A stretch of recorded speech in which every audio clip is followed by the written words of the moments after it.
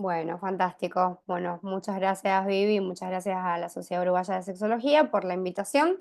Y vamos a comenzar este curso, Sustancias y Placer. Un poco es un viaje hacia atrás y hacia adelante, ¿no? En el tiempo, sobre cómo la ciencia y cómo las personas se han ido conectando milenariamente con las sustancias y con el placer.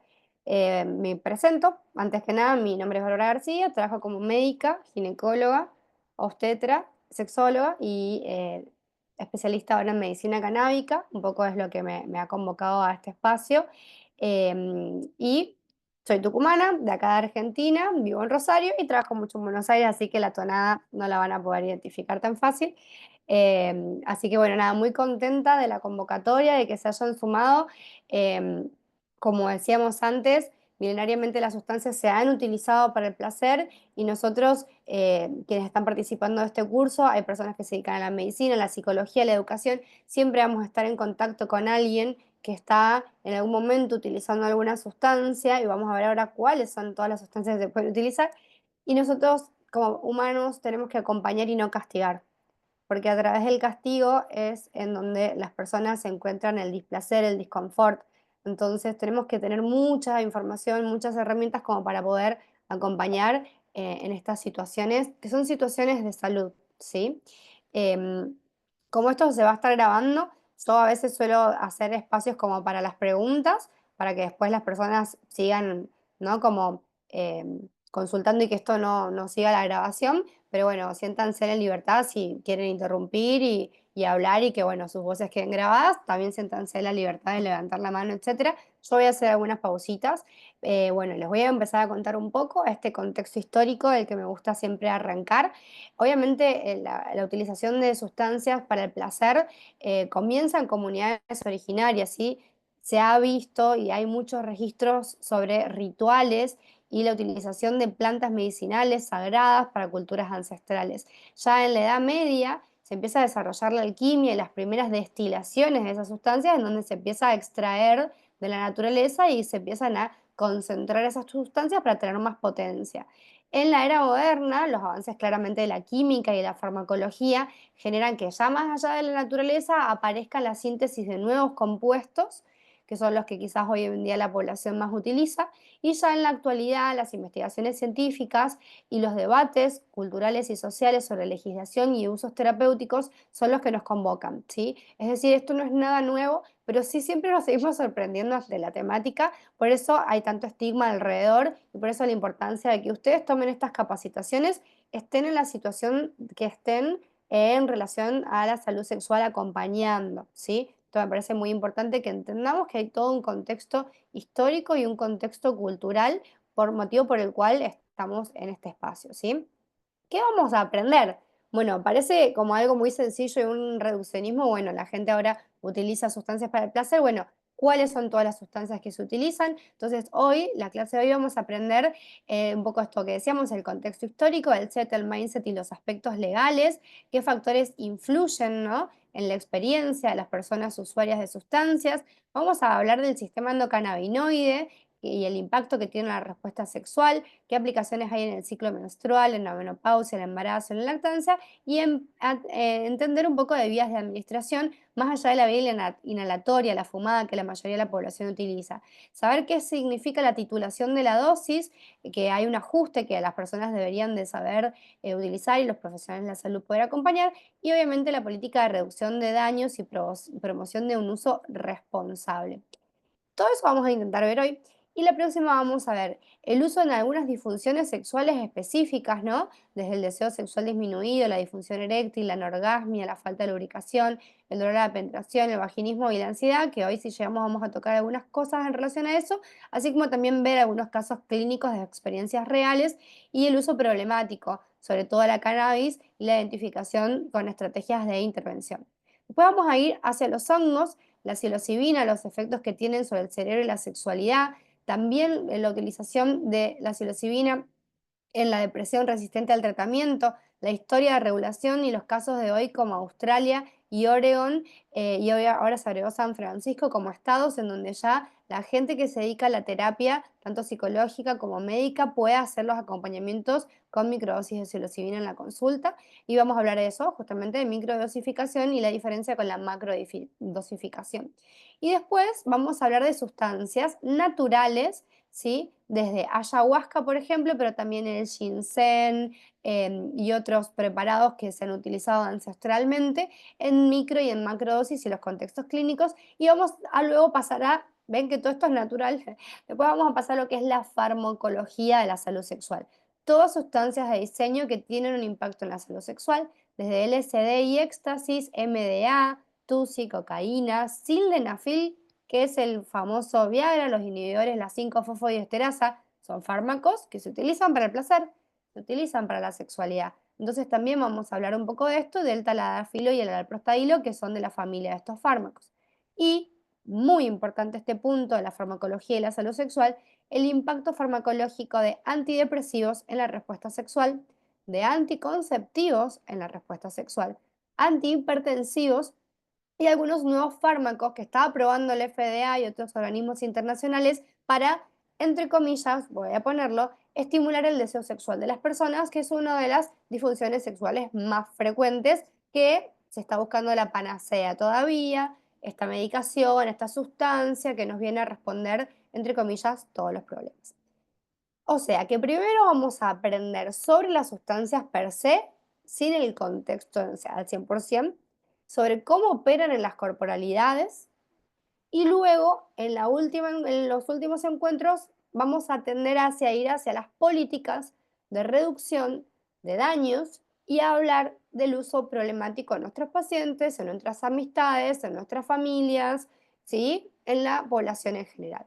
Y ahí es muy importante porque siento, ahora vamos a entender por qué, vamos a hacerlo desde este lugar o desde este orden. Hay muchas estrategias para reducir los riesgos. Hay que identificar esos patrones de uso problemático, pero para eso tenemos que saber de dosis y de sustancias.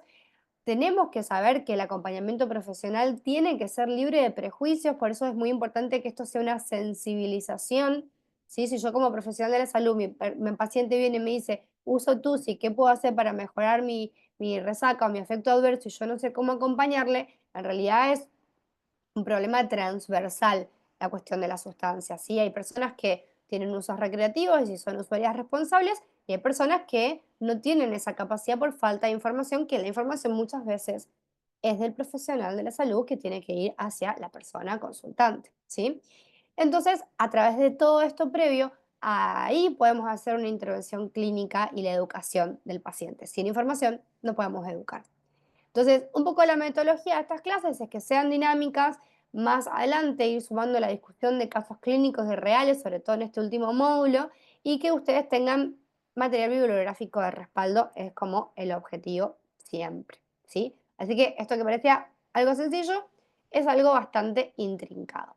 Entonces, vamos a comenzar con esto, que es el set, el mindset y el marco legal. El set, y esto es lo más importante que quiero que se lleven de hoy, es el entorno físico y social que influye en la experiencia con sustancias, ¿sí? Es muy importante que la persona conozca su set y que cuando va a utilizar la sustancia, si queremos que sea una persona usuaria consciente, sepa el entorno, sepa si hay gente que lo va a acompañar, sepa si hay algo que se llama trip sitter, ¿no? Como o asistente de viaje, por decirlo de alguna manera, donde muchas veces en los grupos hay una persona como conductora designada, por decirlo de alguna forma, que no utiliza sustancias como para acompañar a ese grupo, como la figura también del chamán, ¿no? Antiguo, que en todos los rituales ancestrales, con todas estas sustancias que yo les nombré, siempre había una figura de un chamán, la persona que te agarraba la mano si vomitabas y tenías un mal viaje, te sostenía el pelo, te mimaba, te daba comida saludable, te hidrataba en todo ese proceso. Esa figura terapéutica se ha ido perdiendo y las personas se han ido apropiando de la sustancia, pero sin ese acompañamiento social. Entonces también eso trae consecuencias. Por eso es muy importante hablar del set. Si esa persona, ese paciente, ese familiar usó una sustancia, ¿cómo estaba el set? ¿Cómo era el entorno físico y social que influyó positiva o negativamente en esa experiencia? Y luego claramente está el mindset, ¿no? El estado mental y emocional de la persona que decide interactuar con sustancias y esto clave va a catapultar más allá del set una u otro tipo de experiencias, ¿sí? Y claramente los aspectos legales y las regulaciones y normativas que rigen el uso y distribución de sustancias son súper importantes y eso lo vamos a ir abordando al final de este curso. Pero set y mindset es muy importante. Entonces, hoy vamos a empezar con el sistema endocannabinoide y la respuesta sexual. Vamos a aprender qué es el sistema endocannabinoide, cuáles son los receptores que tenemos que se llaman CB1 y CB2, la producción de nuestro propio cuerpo de unas sustancias que se llaman endocannabinoides cuando se descubre, por qué modulan el placer y cómo regulan el deseo sexual, ¿sí? A su vez, la cannabis, hoy, justo que es el Día Internacional de la Lucha contra el Cáncer, se utilizó al principio en la medicina contemporánea para acompañar a pacientes con cáncer. Para acompañar a pacientes con cáncer que tenían mucho dolor, para acompañar a pacientes con cáncer que tenían algunos efectos adversos de los quimioterápicos, como por ejemplo las náuseas, la falta de apetito, el insomnio, etcétera, etcétera, etcétera. Entonces, esas aplicaciones de la cannabis medicinal tienen un impacto en la salud sexual, por ende, de una persona que tiene cáncer si se utilizan a través de la medicina, ¿no?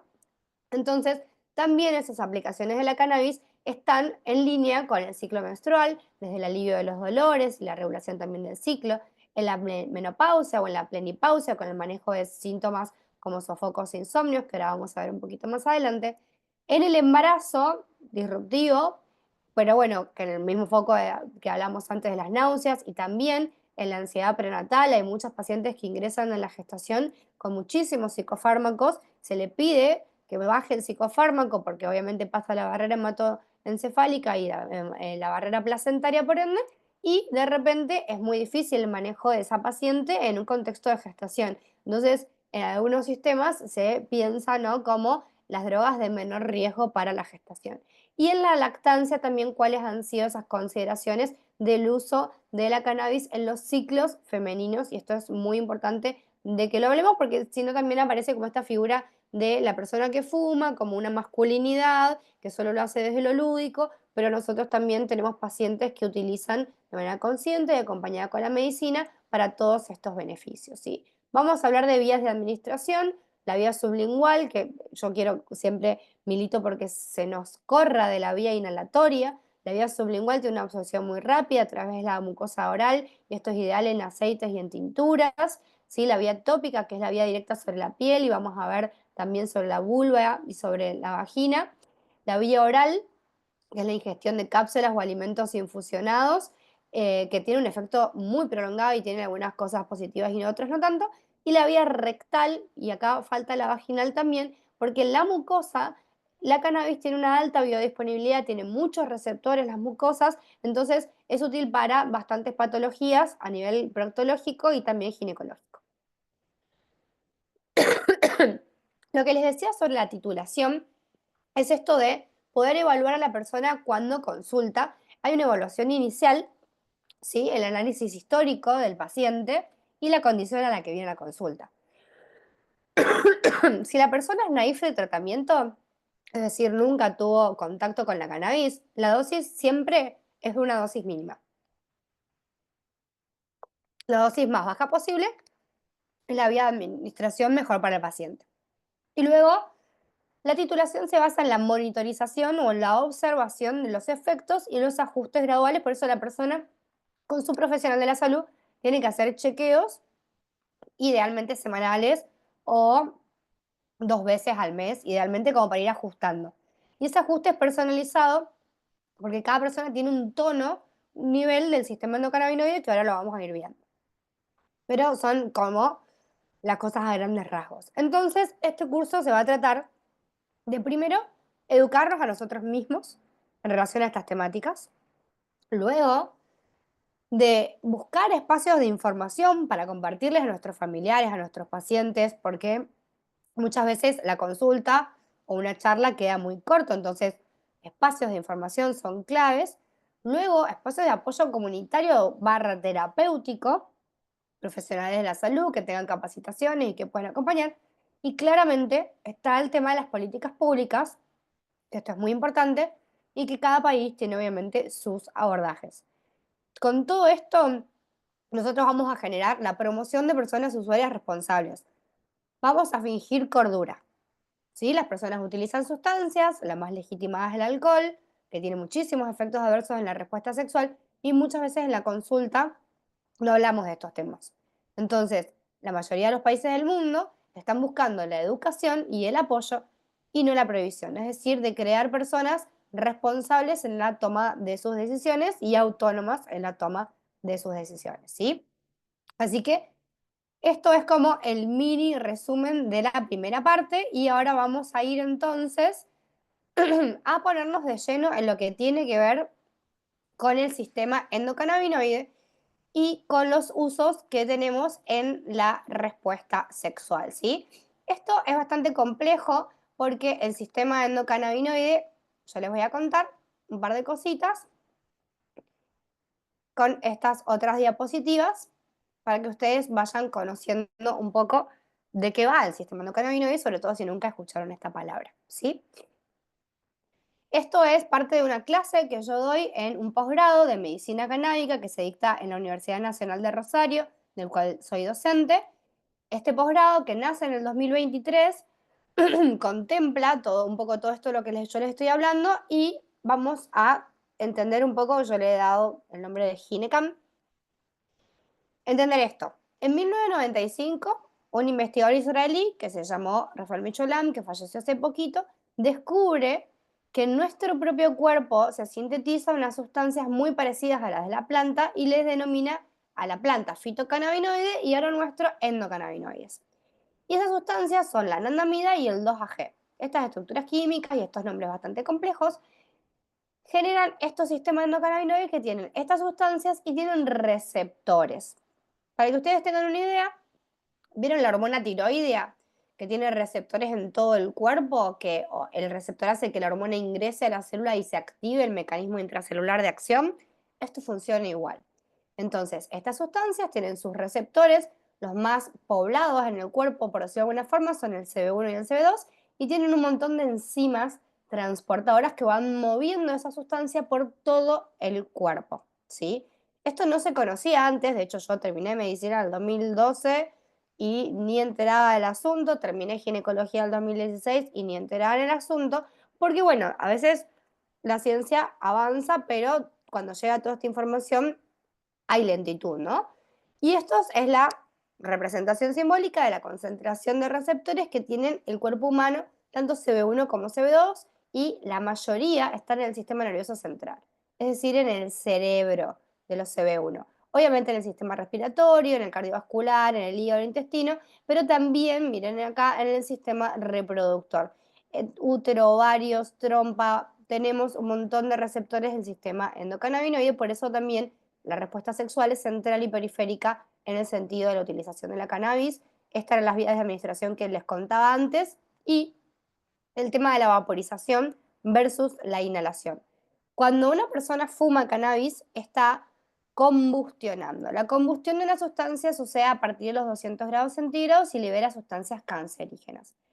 Cuando uno vaporiza la cannabis, con dispositivos que tienen un sensor para levantar la temperatura, hace que la flor, se pone la flor en un dispositivo que es una cazuelita de cerámica y se levanta con el celular, con una aplicación, la temperatura, hace que se liberen distintas sustancias a distintas temperaturas. Los enlaces químicos de la planta se separan y se libera, por ejemplo, a 157 grados centígrados el THC. El THC es la sustancia que al principio se descubre como la que genera más efectos psicoactivos, ¿no? Es decir, la que a las personas les hace reír, les hace desinhibirse, les hace tener ciertas conductas ante la utilización de la cannabis. En 180 grados centígrados se libera CBD. El CBD es la sustancia que la Organización Mundial de la Salud reconoce como una sustancia no psicoactiva, es decir, que no pega a nivel cerebral y que tiene beneficios de la medicina en muchos sentidos y que muchos países del mundo aprueban la utilización de la cannabis solo en preparados que sean 100% de CBD y que tengan menos del 1% de THC. Entonces, esto es clave ¿Cómo yo puedo separar?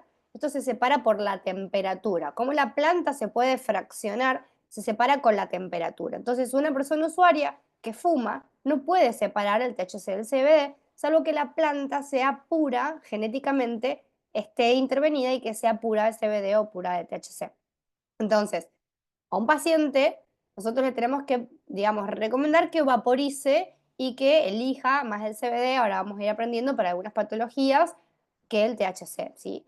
Después, con este mismo concepto de la temperatura, es que se obtienen los destilados, los aceites sublinguales, que son más ricos en THC, en CBD o son mitad y mitad. Para que una persona que usa la cannabis sepa si ese aceite está bien en términos de porcentaje de CBD o de THC, tiene que pasar el aceite por una prueba química que se llama cromatografía. Y ahí es donde quiero hacer especial hincapié. Esto es una planta, las personas se apropian, las personas la cultivan, las personas hacen sus propios aceites, pero también en ese ir aprendiendo no sabemos específicamente el porcentaje. Entonces, hoy en día hay test caseros de cromatografía o uno puede enviar a un laboratorio la muestra el aceite para que le digan la cromatografía y qué porcentaje tiene ese aceite. Porque si no, lo que pasa muchas veces en la producción artesanal es que viene el paciente y te dice, Doc, la verdad que esto no me generó nada, ningún beneficio y tal.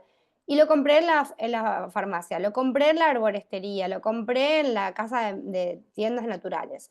Entonces, la pregunta es, ¿la sustancia que estás utilizando tiene la cromatografía? ¿Vos sabés qué porcentaje? Porque en base a eso es como que yo te puedo dosificar. Si no, no va a funcionar como el ibuprofeno 600, en donde yo puedo decirte, bueno, repetí, duplicá la dosis.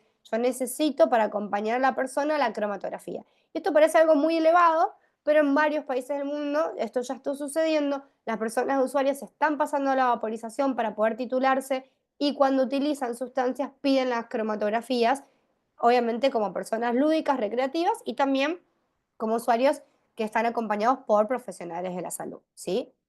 Y acá aparece la farma, que a nivel filosófico, si se quiere, hay como dos posturas. Una es la planta, esto, que me olvidé decirlo, se llaman terpenoides y son otras sustancias que tienen las plantas que tienen beneficios en nuestra salud, ¿sí?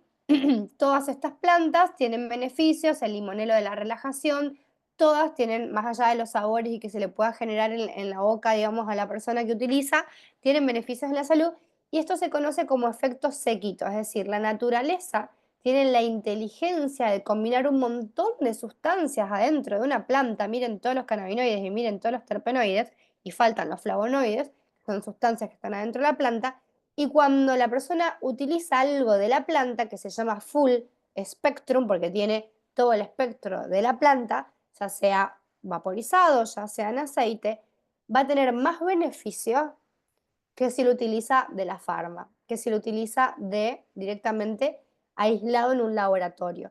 Y ahí esas son las dos posiciones filosóficas, ¿no? Si seguir desde la naturaleza o irnos a la farma. Yo no sé cuál está bien o cuál está mal, a mí siempre me gusta que las cosas estén nomencladas, tituladas y si se puede cromatografiadas y que la persona tenga esa conciencia, ¿no? Digo esto porque siempre esas posturas están y la persona usuaria también tiene la capacidad de elegir, ¿no? Entonces, bueno, ahí aparece la farma, donde se empieza a Perdón, aislar, ¿sí? disculpa, me quedó una duda. No entendí qué eran los cannabinoides, ¿qué era? No entendí la diferencia entre cannabinoides y terpenoides.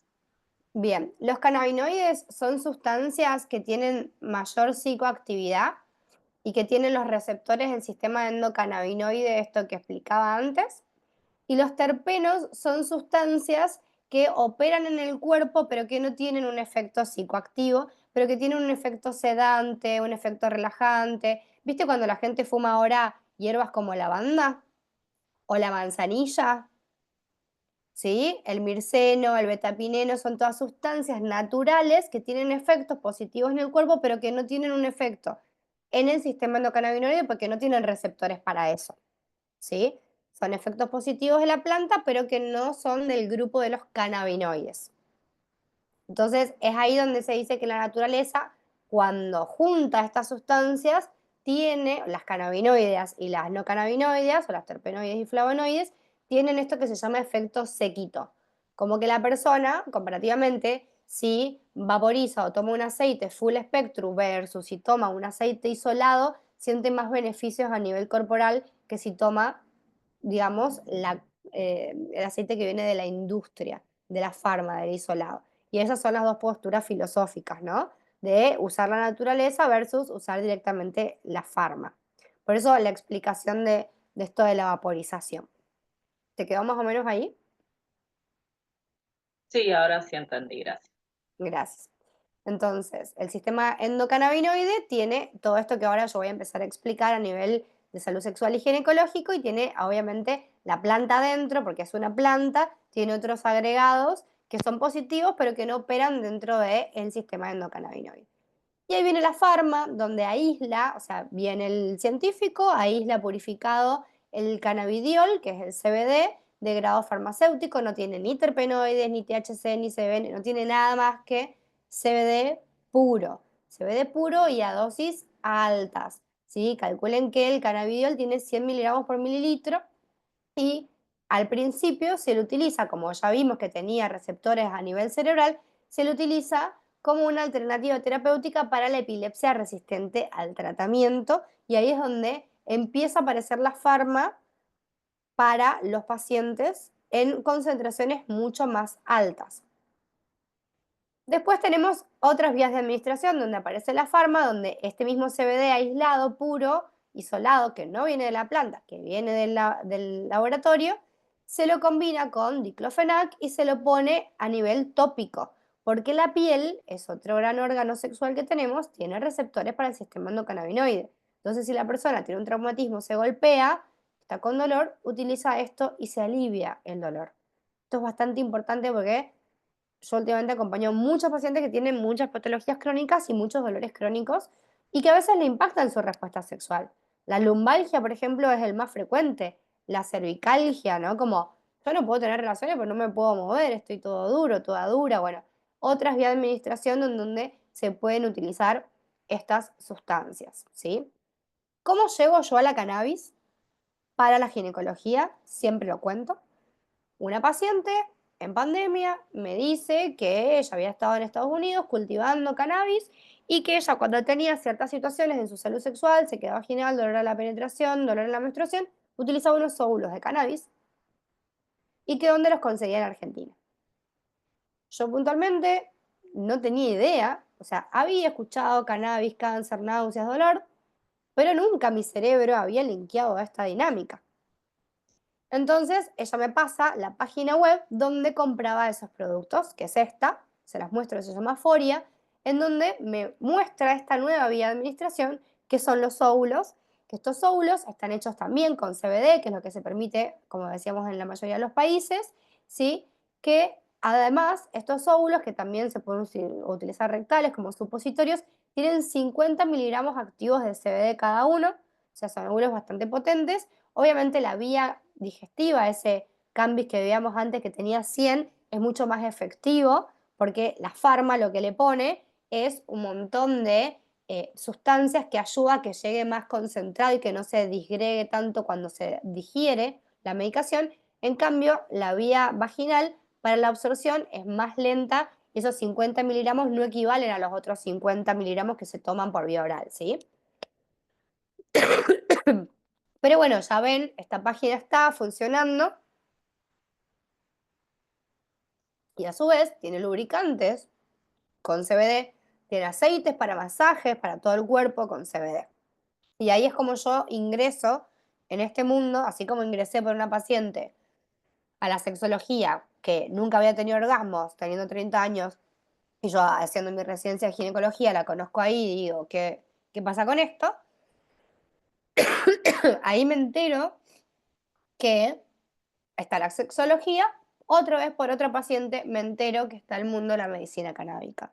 Entonces, es muy importante escuchar y no juzgar, y es muy importante nosotros como profesionales de la salud y como individuos en general, bajarnos del pony, bajarnos del caballo, de la hegemonía, del creer que nosotros tenemos razón y la otra persona no, y preguntarle, acompañarle, no castigarle, pero sobre todo nosotros informarnos, ¿sí? Esto que Vivian decía, tipo, bueno, ahora hay que sugerirle a la gente que use sustancias, claramente no es así, la gente la está utilizando para distintas cosas y nosotros tenemos que saberlo. Entonces, ¿cómo opera la planta, cómo opera el sistema endocannabinoide en el ciclo, en el embarazo, en la lactancia, en el dolor y en el cáncer y en la plenipausia? Es lo que hoy nos va a tocar, ¿sí? Esta parte es un poco tediosa, así que búsquense agüita, búsquense matecito, cafecito, lo que necesiten. Van a ver mucha evidencia científica. Yo se las pongo a título de que ustedes sientan, obviamente, el respaldo bibliográfico de este curso. No tienen que entender ni que saber todo. Yo voy a intentar explicarlo de una manera súper amena para que todos entendamos, ¿sí? Pero es básicamente en las distintas etapas de la vida, ¿sí? De la ginecología, donde esta planta se puede utilizar y que está siempre relacionada con el placer. Entonces, ¿qué pasa con el ciclo que está regido por unas hormonas que se llaman gonadotropina? ¿Qué pasa con la ovulación? ¿Fumar cannabis impacta en la reserva ovárica y cuál es el impacto en la sexualidad? Hay muchas investigaciones, esta es del 2022, donde hablan de esta influencia del sistema endocannabinoide, esto que yo les contaba antes, ¿sí? Que se descubren estos receptores CB1 y CB2 entre el 90 y el 93, y el 2-AG y la anandamida, y que después se empieza a ver la medicina que estos receptores están en toda la parte reproductiva, en la foliculogénesis, en la espermatogénesis, en la fecundación, en el transporte digamos, del cigoto, es decir, de la gestación por las trompas de falopio, están relacionados a la endometriosis, está relacionado a la preeclampsia, o sea, está relacionado al cáncer endometrial, bueno, a un montón de situaciones en salud. ¿Qué es lo que ven? Va para ir más a lo palpable, que la anandamida, esa sustancia que nosotros tenemos adentro del cuerpo y que nosotros sintetizamos, que es esta en la línea negra, tiene un pico cuando nosotros estamos en la fase folicular de nuestra menstruación, de nuestro ciclo menstrual, y que después va bajando, ¿sí? Para tener un leve mini piquito en la fase lútea y mantenerse estable hasta la próxima menstruación y hasta el próximo ciclo. Es decir, que nosotros también ciclamos en el sistema endocannabinoide y esto nos va a ayudar a que se mantengan los ciclos. Es decir, así como la hormona tiroidea mantiene el ciclo, así como las gonadotrofinas mantienen el ciclo, así como la prolactina, que son todas sustancias del cuerpo, también la anandamida mantiene el ciclo, ¿sí? ¿Y qué es lo que pasa en la gestación? Pasa algo parecido, hay un pico de anandamida en la primera parte donde se está generando la placentación para luego tener básicamente una meseta, pero luego en el momento previo al parto también volverá a aumentar y la anandamida está muy relacionada con una sustancia que se llaman prostaglandinas, que son las que estarían estimulando lo que sería como que la activación del trabajo de parto, más allá de la oxitocina, que es lo que da las contracciones. Y miren todo lo que desconocíamos sobre este sistema endocannabinoide y su utilización en el ciclo. Entonces la ciencia dice, ¿pueden los endocannabinoides, o sea, estas sustancias que acabo de mencionar, ser biomarcadores de la reproducción humana? Bueno, se empiezan a estudiar, obviamente todavía no vas al laboratorio y te miden la anandamida como te miden la hormona tiroidea, quizás esto sí puede hacer, pero a nivel, digamos, básico, a nivel del laboratorio, ellos ya lo están estudiando y lo empezaron a pasar del animal a buscar el biomarcador en humanos. Entonces, van viendo en los linfocitos, que son parte de, digamos, de los glóbulos blancos de la sangre, cómo bajan las enzimas, como la FA, que es una de las enzimas del sistema endocannabinoide, van viendo qué pasa en la parte temprana del embarazo, van viendo qué pasa en la ovulación, se aumentan esos niveles, y como ven, casi siempre la anandamida aumenta y baja en distintas situaciones. Entonces, esto es quizás lo que se venga en un par de años, esta medición del tono endocannabinoide, entonces yo al paciente le voy a poder decir súper sencillamente cómo operar su cuerpo en base a cómo tenga sus biomarcadores. Ojalá que no falte tanto. Todos estos resultados claramente son insuficientes y faltan muchas investigaciones prospectivas y de doble ciego, ¿sí?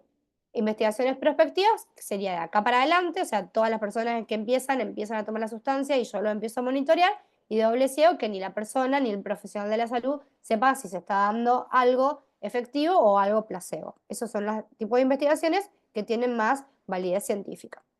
Ahora, todo esto tiene un sesgo, tiene un error en la ciencia, porque básicamente todo el ciclo menstrual nunca se analizó, ni desde el 95 con el sistema endocannabinoide. Y a su vez, en todo lo que tiene que ver con la sexualidad, hay mucho subdiagnóstico porque hay una naturalización del dolor a la penetración, por ejemplo, en el vaginismo. Hay una naturalización del dolor en la menstruación, por ejemplo, en la endometriosis. Entonces, esto que de repente parece una cuestión medio común, en realidad es una cuestión global que nosotros como equipo de salud tenemos un rol de cambiar esa dinámica y pregúntenle a sus pacientes, a sus amistades, a sus conocidos si utilizan la cannabis para bajar el dolor menstrual, si utilizan la cannabis para conciliar el sueño en el síndrome premenstrual, por ejemplo, si utilizan la cannabis para tener relaciones sexuales, para desinhibirse, para bajar la rumiación mental. Entonces, empezar a censar es lo primero que tenemos que hacer. Eso de fingir cordura que decíamos antes. Entonces, estos efectos de la cannabis van cambiando en lo largo de todo el ciclo reproductivo y esto que decíamos antes, los receptores están principalmente ubicados ahí, ¿no? En el sistema nervioso central y en la parte reproductiva. Y cuando se analizan, estos son estudios en animales que no se los quiero mostrar, pero ahí es donde nace un poco la explicación. Se agarraban ratoncitos, se los modificaba genéticamente para que no expresaran los receptores de CB1 y CB2, porque los mamíferos también tienen sistema endocannabinoide, y los ratoncitos también, y mostraban los ratones déficit de la fertilización y de la implantación. Entonces, cuando se empezó a estudiar en humanos, empezaban a ver si utilizar la cannabis modificaba la implantación. Pero bueno, ¿qué pasaba? Todas esas disrupciones eran en ratas, por ejemplo, en dosis muy altas de cannabis que no tenían nada que ver con los humanos y eran en dosis inyectables, ¿sí? Y se veía, y los números de animales se estudiaban, por ejemplo, esto es un estudio en 5 monos, literal macacos, que les daban THC y descubrían que tenían ciclos anovulatorios cuando le daban THC a altas dosis. Entonces, ¿qué quiero decir con esto? Que la ciencia está utilizando la cannabis y está estudiando desde hace bastante tiempo qué pasa con la respuesta sexual. Ahora pasemos a los humanos, ¿sí? Aparentemente, miren, todo esto es un metaanálisis es juntan todas las investigaciones y nos dicen qué es lo que más mayoritariamente pasa. Lo que tiene de problema todos estos estudios en fertilidad y en saber si la cannabis afecta la fertilidad, las hormonas sexuales y no, es que miren, todos los estudios son con cannabis fumada, con cannabis que tiene 1,8% de THC, y después, la mayoría de los estudios son self-report, o sea, le preguntan a la persona y siempre es fumado. Entonces, ya ahí tenemos un problema con la ciencia, porque no es lo mismo fumar, porque a mí fumar me afecta la circulación sanguínea, me quita el oxígeno y me va a afectar mi ovulación, mis hormonas sexuales. El mero hecho de fumar, a los pacientes que son tabaquistas ya sabemos que tienen efectos negativos sobre la respuesta sexual, el sacarse oxígeno del cuerpo. Entonces, todas estas investigaciones están sesgadas desde ese lugar. Y lo que ven es que se alarga un poco la fase folicular. Entonces, a una persona que está buscando una gestación, yo le tengo que sugerir que empiece con la detox de la cannabis, al menos fumada, y pasarla a otra vía de administración. Eso es hacer que la persona sea una usuaria responsable, ¿sí? Obviamente esto va a tener que ver con el número de veces que la persona fumó en el último mes, entonces siempre el detox se le sugiere en el último mes, después le buscan el estradiol urinario y la progesterona urinaria y ven los efectos del cannabis después de la ovulación.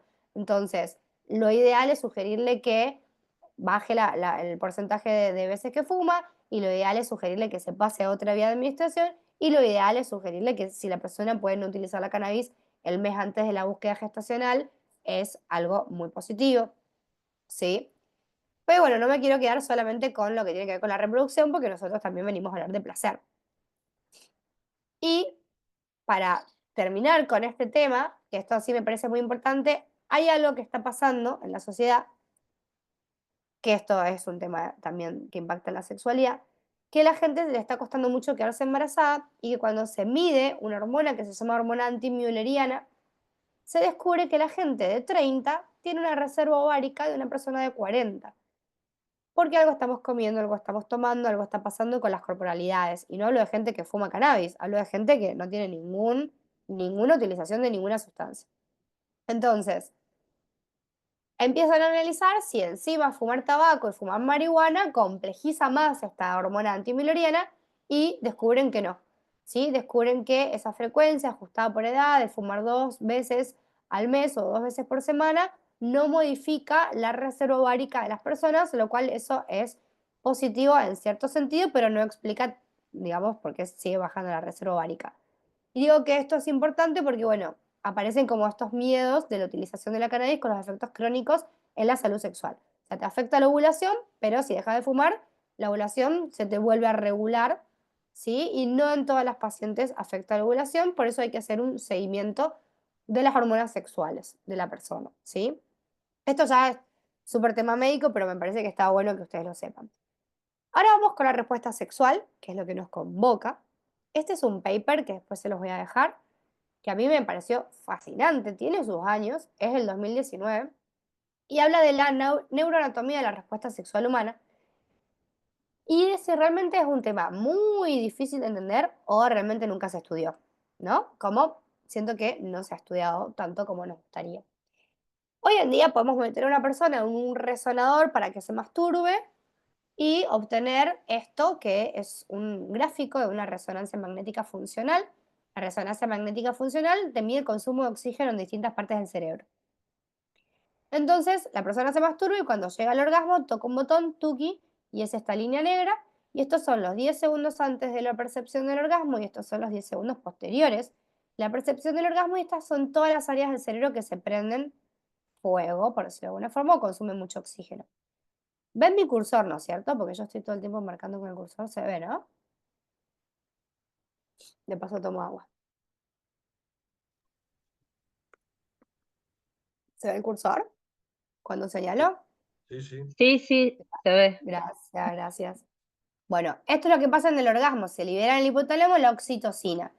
Todas las otras áreas del cerebro tienen menor consumo de oxígeno y quien manda, quien suelta digamos, las riendas al placer y se pierde el control, entre comillas, por decirlo de alguna forma, es el hipotálamo. Es una parte muy profunda del cerebro que nosotros no podemos controlar con el raciocinio, no podemos controlar con la mente, ¿sí? No sé si a ustedes les pasa en la práctica, pero es muy difícil y muchas personas a veces no saben si tienen un orgasmo o no. No las vamos a meter a todas a un resonador para que lo sepan, pero hoy en día se está utilizando el neurobiofeedback, que son unos electrodos que se ponen en el cuero cabelludo y que pueden ayudar a orientar a la persona para que entienda la percepción orgásmica a través de las modificaciones cerebrales que hay, ¿no? Pero ¿por qué, si el sistema endocannabinoide tiene un montón de receptores, funciona para la respuesta sexual? Bueno, y ahora viene un poco la explicación en este paper, que cuando yo leí el paper, como que súper pasé por arriba la palabra y estaba ahí y lo decía, ¿no? ¿Qué dice? Que la respuesta sexual es muy compleja y es multimodal. ¿Qué quiere decir? Que entra información por un montón de vías que es procesada por el sistema nervioso central, es decir, por el cerebro, por respuestas que vienen de todo el cuerpo, que son muchas voluntarias y muchas que son autonómicas, o sea, que vos no las podés controlar con tu mente, como el aumento de la frecuencia cardíaca, el aumento de la frecuencia respiratoria cuando estamos excitados. La forma en que esa información va entrando en el cerebro es clave y se llama como un ciclo sexual del placer. Antes se creía que la sexualidad eran compartimientos estancos en el cerebro y hoy se sabe que es todo como una red que trabaja y opera de manera conjunta, ¿sí? Esta red tiene componentes claves y esos componentes claves, dice este paper, que son, van a depender de las neuronas dopaminérgicas, es decir, de la dopamina que se sintetiza ante el placer, que es lo que nos dice, hey, me activo, tengo ganas de esto. La dopamina se sintetiza en una parte del cerebro que ahora vamos a ver que es una parte muy media, muy interna, ¿sí? En lo que se llama sistema de recompensa. Esto a mí me gusta, quiero volver a experimentarlo.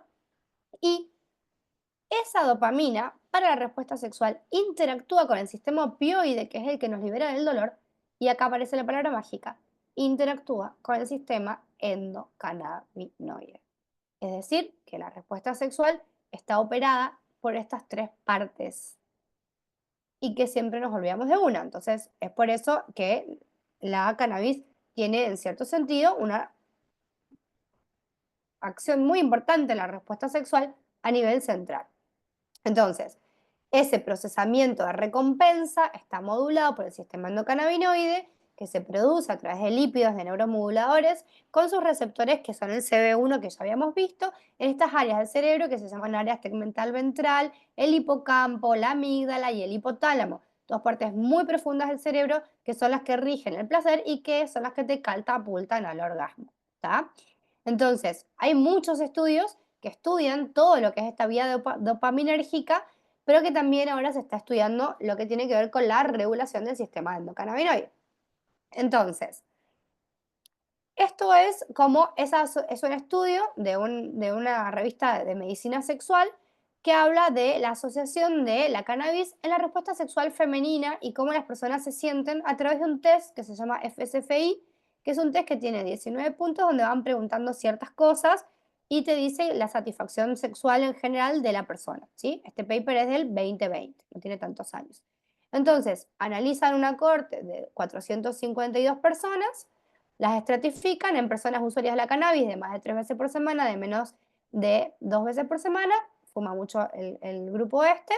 Estas son las edades de las personas, son todas caucásicas, esta investigación está en Estados Unidos, tenemos una representación hispana del 12% y la mayoría estaba en un vínculo exclusivo, ¿sí?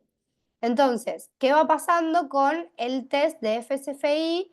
Y bueno, y después están los porcentajes de utilización de tabaco que decíamos también que se agrega como comorbilidad, ¿no? Como que 44% además de fumar tabaco utiliza, además de fumar cannabis utiliza el tabaco, y la forma en la que consumen las personas, el 46% fuma flores, pero miren, aparecen comestibles en el 11%, está muy legitimado el uso de gomitas con CBD para personas usuarias que tienen mucha experiencia, la vía gástrica, o sea, la vía digestiva es una vía que tiene muchas horas de uso, entonces es una vía interesante. Y otras vías de administración y los cigarrillos concentrados, que acá no los recomendamos porque son aceites y no recomendamos fumar aceites, pero bueno, recomendamos fumar flores, es decir, la planta fresca. Y bueno, y esto es un poco lo que decíamos, el test FSFI valora el deseo, la excitación, la lubricación, el orgasmo, la satisfacción y este test me gusta porque valora el dolor en la relación, ¿sí? Para la mayoría de la gente que le dio una media de 28, el que fumaba 3 veces por semana le dio un poquito mejor y el que fumaba 2 veces por semana le dio un poquito menos, ¿sí? Es decir, como el test está mejor el que fumaba más del que fumaba menos veces por semana, en lo que refieren las pacientes. Y miren qué interesante esto, siguiendo con las otras vías de administración, tinturas o aceites un 15%, el vapeo el 16%, y después el uso médico era en el 80% de las personas, el uso recreacional en el 16%, y acá pasa algo interesante, que la mayoría utilizaba THC como dominante y después el 42% mitad y mitad CBD THC y el 10% solamente CBD, ¿sí?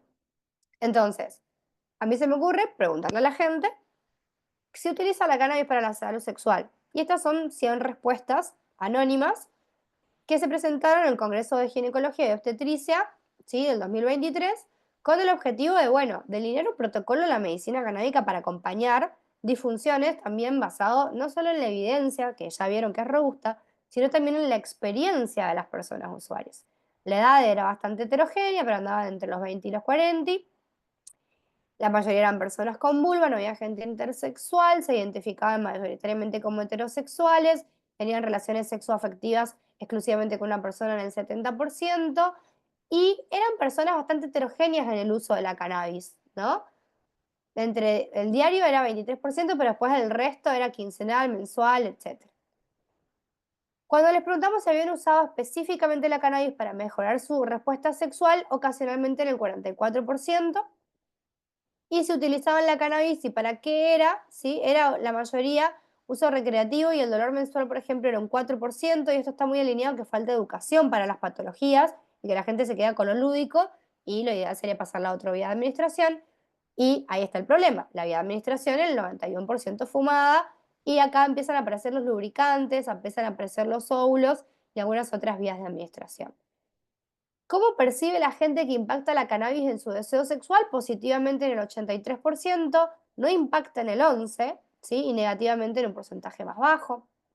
Entonces, esto en relación a la experiencia del sistema nervioso central con respecto a la cannabis. Ahora, ¿qué pasa con otras situaciones de salud que van a impactar negativamente en la respuesta sexual? ¿Qué pasa con el dolor? ¿Qué pasa con las infecciones vaginales a repetición? ¿Sí? ¿Qué pasa con el dolor menstrual y otras opciones terapéuticas? Bueno, están estudiando la cannabis porque, bueno, así como tiene grandes capacidades antiinflamatorias y analgésicas, también están viendo que esa propiedad antiinflamatoria tiene en algún sentido que ver con la actividad de algo que se llama biofilm, que genera la Candida albicans, que nosotros en ginecología y ustedes quizás como población han escuchado que la candidiasis es bastante molesta para tener relaciones sexuales porque genera picazón, porque genera dolor, porque genera mucha sensación de irritación en la vulva y las pacientes están ciclos y ciclos y ciclos con cándida y a veces es muy difícil de tratarla. Entonces hay algunas investigaciones que están utilizando la cannabis en CBD en forma de óvulos para mejorar esa virulencia, por decirlo de alguna forma, de la Candida albicans. Esto es un paper del 2021, pero bueno, tiendo a que cada vez haya más información en respecto a los efectos antiinflamatorios. Ahora vamos con los síntomas menstruales.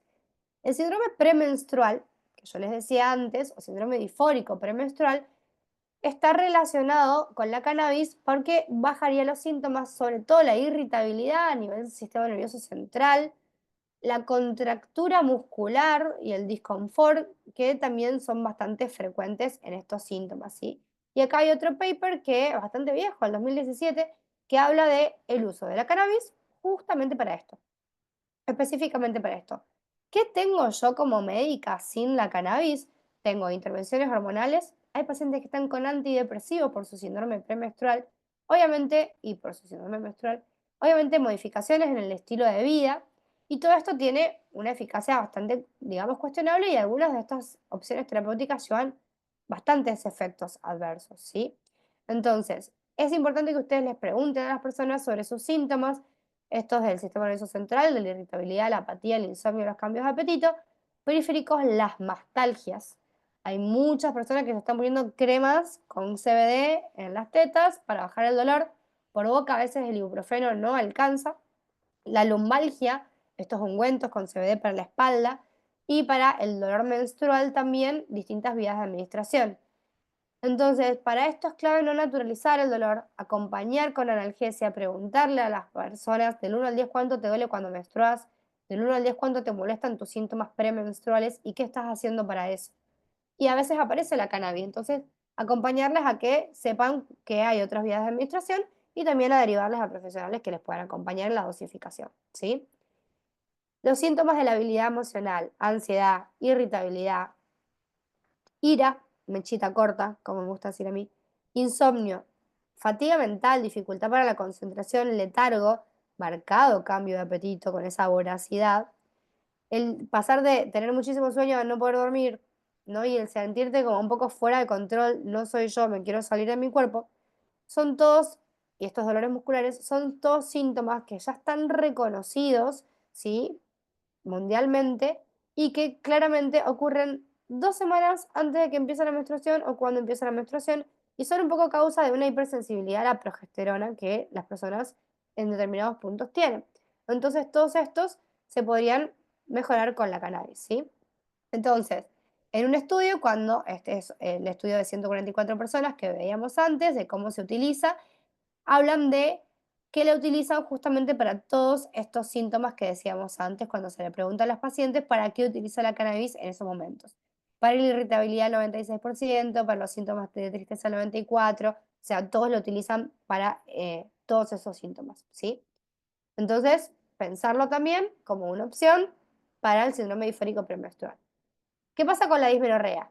Ya me vino, me empieza a sangrar, ahora me duele, este dolor es mucho más agudo, entonces con la dismenorrea quizás la vía de administración mejor sea sostenida en el tiempo, es decir, una vía sublingual, una vía digestiva y el SOS, la ayuda, el que me ayuda a sacarme el dolor ya porque no fue suficiente con las vías de administración anteriores, es la vía inhalatoria.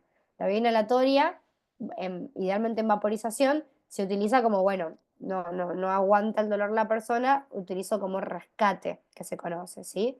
Entonces, claramente a las personas cuando se les pregunta del 1 al 5 cuánto mejora, mejora bastante sus síndromes premenstruales y mejora bastante lo que es el dolor, la utilización de la cannabis. ¿Qué está pasando en Australia? Hay una marca que se llama Day, que está generando tampones, dicen que son orgánicos, otro tema el de usar tampones en la menstruación, el tema de la gestión menstrual y la contaminación, y que agregan CBD, justamente para el dolor menstrual. Entonces, eso a nivel mundial está tomando otros carices, ¿sí?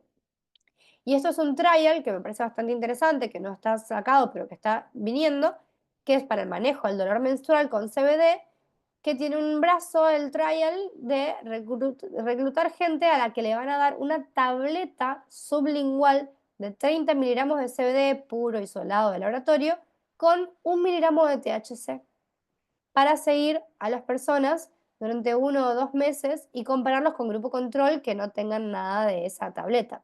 Entonces, están habiendo investigaciones en este espacio clinicaltrial.gov para la utilización de la cannabis en todas estas vías de administración, para todas estas situaciones que impactan en la salud sexual de las personas, ¿sí? Porque lo loco es que muchas personas refieren un montón de deseo sexual con todos estos síntomas. ¿Sí? Estoy irritable, estoy mechita corta, me duele todo, pero quiero tener relaciones sexuales. Entonces, también es como desmitificar que en ese momento no se pueden tener relaciones y acompañar. Ahora, la endometriosis es una patología inflamatoria crónica que afecta, se dice que el 10% de las personas en edad reproductiva y que causa al menos el 50% de problemas de fertilidad. Vuelvo al punto, algo estamos comiendo, algo estamos tomando. La endometriosis es básicamente una patología que aparentemente tiene una desregulación del propio sistema endocannabinoide y se está estudiando justamente esto, ¿no? Estos son investigaciones en animales, que no se los voy a mostrar, pero básicamente a un ratoncito que tiene un tejido ectópico de endometrio, se le da un vehículo y, o sea, se le da un placebo y a otro ratoncito se le da el THC y se ve cómo baja, ¿no? El foco endometriósico, porque si dijimos que la cannabis tiene receptores en el útero, si dijimos que la cannabis es antiinflamatoria, si dijimos que la cannabis tiene receptores en el sistema nervioso central y periférico, es que la cannabis sirve para acompañar estos procesos como la endometriosis. Obviamente sola la cannabis no. Siempre la cannabis es parte de la orquesta terapéutica, es un instrumento más. No vamos a dejar a la paciente sola con cannabis, solo que la paciente quiera firme un consentimiento. La vamos a acompañar. Y esto es interesante, cómo baja la inervación uterina del THC, la inervación uterina es la que te hace que te duela más. Entonces, la utilización de la cannabis, bueno, para los que no saben qué es la endometriosis, este tejido de acá adentro se llama endometrio, todos los meses sale en forma de sangre menstrual. Por alguna extraña razón, las células enloquecen y migran por la trompa, tuqui, tuqui, tuqui, tuqui, para afuera, la trompa está abierta y caen arriba del ovario y van cayendo por los ligamentos que están alrededor, por arriba del útero, y migran y se van por fuera del cuerpo, del útero, perdón, y de la pelvis. Por ejemplo, yo tuve una paciente que tenía dolor en la panza al lado derecho. La operan por apendicitis, le sacan el apéndice, la mandan a anatomía patológica y el apéndice tenía un foco endometriósico. ¿Tenía endometriosis en el resto del abdomen, así como macroscópica, grande que se veía? No. Pero tenía endometriosis en el apéndice. Entonces, estas células son bastante potentes. Esta patología es muy, muy inhabilitante para la vida de la persona, sobre todo cuando se escapa de la pelvis, cuando se va al abdomen. Por ejemplo, tengo otra paciente que tiene un foco endometriósico en el diafragma, en el músculo que usamos para respirar, y eso no es operable. Entonces, es muy importante que no naturalicemos el dolor y que escuchemos a estas personas en relación a esto. Les muestro, así se ve la panza por adentro, esto es una videolaparoscopía, y ojalá la endometriosis fuera estos quistes de chocolate, de endometrio que como que crece por fuera del cuerpo y ya, sino que a su vez tiene mucha inflamación. No solamente hace el quiste de chocolate con tejido endometriósico creciendo por fuera, sino que inflama. Inflama como si fuera una tela de araña, un Spider-Man que va pegoteando los órganos. que son estos pegotes que se ven acá, como esto tendría que estar todo lisito y esto está todo pegoteado. Y esos implantes endometriósicos tironean y generan una alteración de la inervación y generan mucho dolor en la persona, que tiene más dolor que una menstruación habitual. Entonces se está viendo que la endometriosis tiene un elevado nivel de sistema endocannabinoides, como que está desregulada la persona, comparado obviamente con una persona que no tiene endometriosis. Los niveles de anandamida y los niveles de 2-AG son mucho mayores en la persona que tiene la endometriosis. Entonces son todas investigaciones y acá aparece Australia. Australia, Canadá son dos de los países del mundo que más invierten en estudios sobre cannabis y salud sexual y ginecológica. Esto es muy interesante y que son los que están, más allá de estudiar, buscan opciones y vías de administración distintas. Entonces, este paper es sobre justamente cómo la persona utiliza la cannabis para manejar sola su situación de dolor a la menstruación y por fuera de la menstruación. Son 48 personas, ¿sí?, que tenían endometriosis y que utilizaban la cannabis. Los porcentajes de utilización, utilizan poco, porque utilizan cuando realmente les va doliendo, no. Utilizan diariamente, varias veces, a veces en el día, porque las endometriosis, cuando se van de la panza y empiezan a afectar a otras partes, realmente son continuas. O sea, el foco está ahí, no es que me duele solo cuando menstruo. ¿Cómo se utiliza? Fumado, vaporizado, como veíamos antes, comestible en aceites, ¿sí? Y vías múltiples. Esto me parece interesante. Ya las pacientes están combinando vías de administración porque es mucho mejor combinar la vía que hacerla de un solo lugar. Ven los costos, porque claramente esto tiene un efecto, ¿no?, en la salud de la persona y en los costos. Ven los tiempos, ven las vías de administración y qué es lo que dice la persona usuaria, qué fue lo que ha ido mejorando en cuanto a síntomas. Esto, lo verde, son los cambios estadísticamente significativos, donde la persona dice que se redujo más del 50% la severidad de sus síntomas. La ansiedad, la depresión, la fatiga, las náuseas, los vómitos, porque el dolor da náuseas y vómitos. La dispareunia, pregúntenle a sus pacientes que tienen dolor a la penetración si están estudiadas para endometriosis. Hay muchos focos endometriósicos que se ponen en el tabique recto vaginal y cuando la gente es penetrada le duele como único síntoma. Entonces el dolor a la penetración también mejora con la cannabis en personas que tienen endometriosis, el dolor a, a orinar también, y el tema de conciliar el sueño con dolor, que es algo bastante complejo. Entonces, dolor en la menstruación por una patología, dismenorrea secundaria que se llama por endometriosis.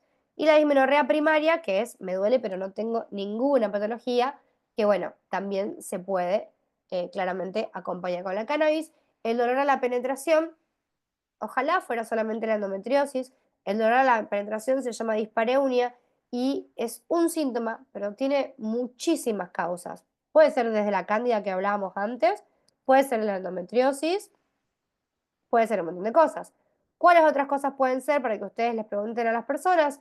Efectos adversos de la anticoncepción hormonal, generan, no tenés estrógeno, progesterona y testo, no ovulás, el tejido de la vagina se adelgaza muchísimo, el de la vulva también, y esto genera muchísimo dolor a la penetración, por esto que se llama hipoestrogenemia crónica, de tomar anticonceptivos de manera crónica, como un efecto adverso de una medicación. Pero por ejemplo, si tenés un hipotiroidismo, yo viví una paciente con hipotiroidismo y que tenía, el síntoma que más le molestaba era su falta de lubricación y dolor a la penetración. O sea que puede ser por un fenómeno vascular, que puede ser también por un fenómeno de la mucosa que esté lastimada, como la vulvovaginitis a repetición por gérmenes, tanto de transmisión sexual como no, como la cándida, y también, ¿no?, como lo que decíamos al principio de esta clase. Me hice una quimio, me dan radioterapia, todas las células que más se replican del cuerpo, como las de la vagina, se afectan.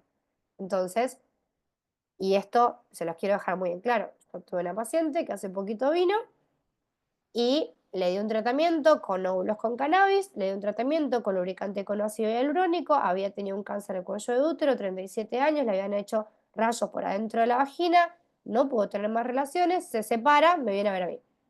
Cuando le doy el tratamiento, vuelve a las 2 semanas llorando, diciéndome que si alguien hubiese dado todo esto antes, capaz que no se separaba.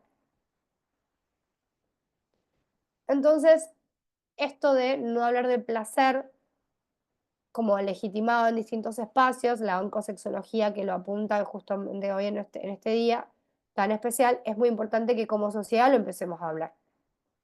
Y que la persona que tiene un cáncer también tiene ganas de tener placer y se lo merece, ¿no? Y esta patología, vamos bien de tiempo, es el vaginismo. Es una patología muy subdiagnosticada, es la contracción involuntaria de los músculos del piso de la pelvis, que se ven ahí, esto es un videito que no lo voy a pasar. Está contemplada dentro de los tratados nuestros digamos, de medicina, que se llaman DCM, como una patología, y antes estaba separada el vaginismo de la dispareunia, dolor a la penetración, pero se han juntado en esto que se llama dolor genitopelviano a la penetración, ¿sí? Básicamente, la persona refiere mucho dolor en la vulva y en la vagina durante el intento de la penetración vaginal, acompañado obviamente de la anticipación. Yo sé que me van a tocar y me va a doler, me van a penetrar y me va a doler. Y esto está acompañado de una marcada contracción involuntaria de los músculos del piso de la pelvis, ¿sí?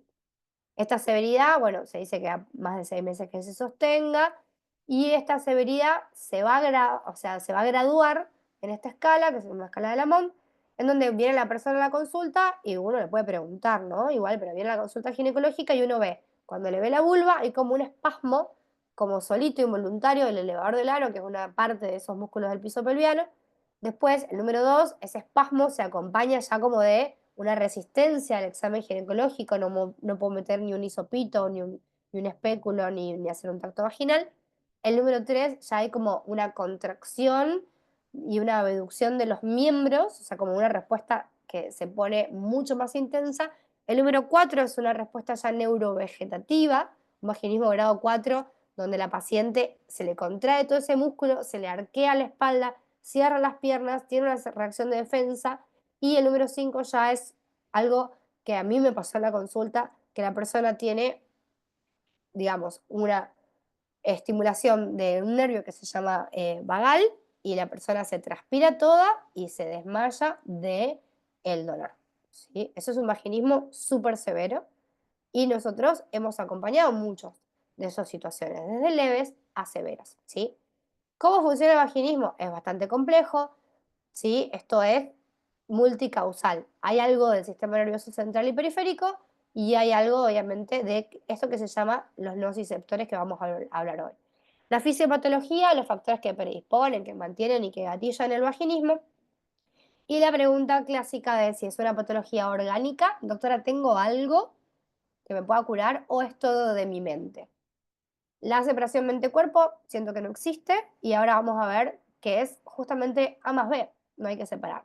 Es multisistémico porque va a envolver a nervios, al sistema endocrino, al sistema vascular, al sistema inmunológico, al ecosistema de la vagina y a varios otros más sistemas.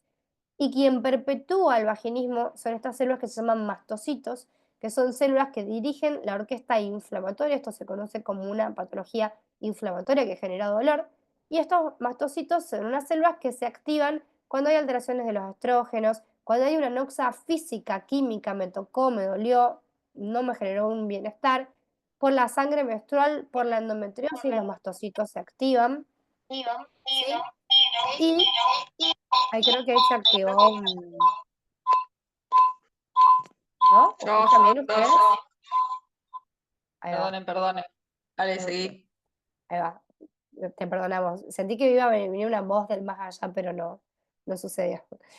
Y estos mastocitos se activan y son los causales de que haya dolor en el introito, en la entrada de la vagina, y que esté la hipercontracción de los músculos del piso pelviano.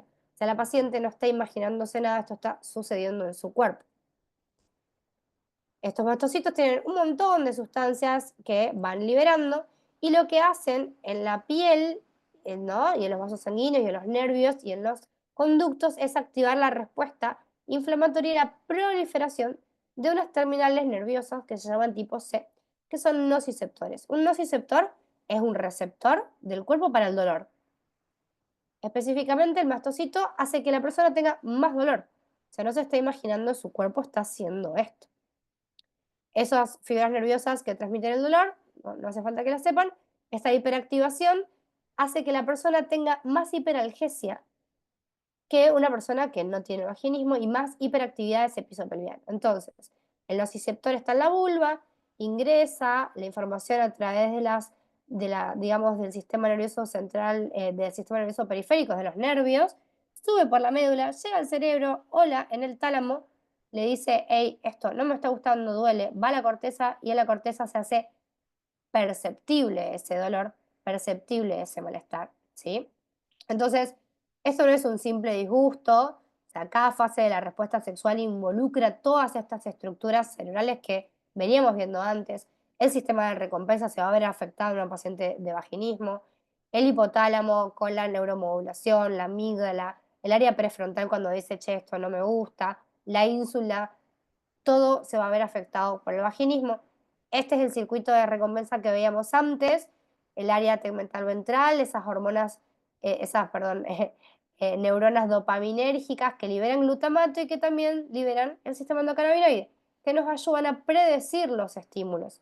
Si yo sé que la doctora me va a tocar con un espéculo y que mi vínculo me va a tocar con un pene, a mí me va a doler y esto ya tu cuerpo te lo va como diciendo. Entonces, ese circuito de recompensa de la persona con vaginismo está modificado. ¿Cómo ayudo yo a esta persona? ¿Terapia sexual? Sí. Rehabilitación de piso pelviano también. Y este metaanálisis, que después véanlo, que es muy interesante, sobre cómo ayudar con el vaginismo. ¿Sí? Metaanálisis es ese conjunto de estudios que resumen todos los estudios y que nos dicen qué hacer, ¿no? Qué cosas puedo hacer para mejorar el vaginismo y todas tienen este último punto, que sería como usar la toxina botulínica, que sería como bloquear la conducción de los músculos. La toxina botulínica es la misma que se utiliza para la carita, se utiliza en la vagina. Se bloquea el músculo, entonces ese piso pelviano está no contrayéndose. Pero ¿qué pasa? No tiene tanta potencia porque a los 6 meses eso se fue del cuerpo. ¿Qué otra cosa puedo hacer? ¿Puedo bloquear el nervio? ¿Puedo hacer un bloqueo nervioso? Entonces, si el nervio no se estimula, el músculo no se contrae, sí. El bloqueo nervioso se hace con anestesia, se hace con un anestesiólogo idealmente, se hace con ecografía, se ve la cresta sacra donde sale el nervio que estimula el piso pelviano y tuki se droga el nervio. ¿Con qué? Con lidocaína y dexametasona, o sea, con un analgésico y un corticoide, y esto también tiene una vida media corta.